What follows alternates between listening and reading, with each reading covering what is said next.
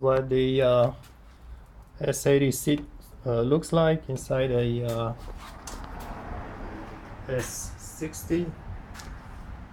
So this is a S60 2003, and I went swapping the whole cushion here along with the skin. So it's the foam. There's a spring inside the foam. There's an electric or heating element in there too. I just swapped the base only. I don't feel like you need to swap the upper section because it just doesn't really change anything. But the S60, sorry, S80, it's so much softer. It has I think it's pretty much more or less the same foam inside, but has the top here has a extra cushion on it. So it's just, and the cut here, it's different. Notice that's my other side.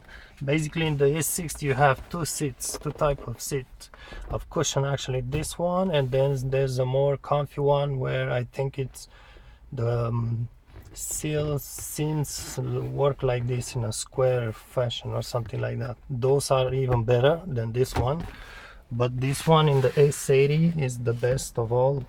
I'm not sure if there are two variants of this one in the S80.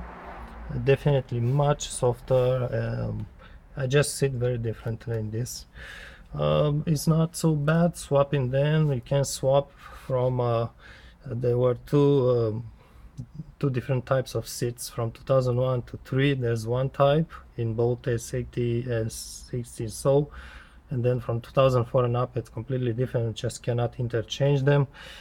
The difficulty here was 2001 2003. There are 4 big springs in the rear. You just attach them first, but the difficulty was to hook it's kind of a small rod in there, and it's really difficult to hook it. I have to use kind of L-shaped tool to make a lever like this and to grab the rod and bring it forwards to attach it. But other than that, I didn't have to remove the seat at all, and the connectors for my heating element are the same.